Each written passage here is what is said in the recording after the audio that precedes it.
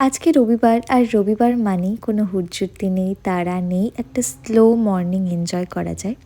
Recently আমি এই বইটা পড়তে স্টার্ট করেছি। ভীষণ ভালো বই। তোমরা যদি চাও যে সেলফ ডেভেলপমেন্টের কোনো বই পড়তে অবশ্যই এটা ট্রাই করতে পারো।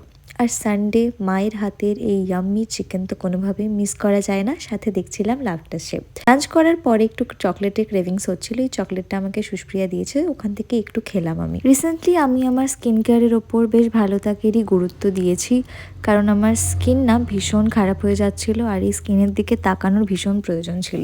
আমি প্রত্যেকটা স্টেপেই কি কি ইউজ করি সেগুলো তোমাদের সাথে শেয়ার করলাম এবং তার সাথে অল্টারনেটিভগুলোও শেয়ার করলাম। তারপরে তো মা আর আমি হাঁটতে চলে গেছিলাম।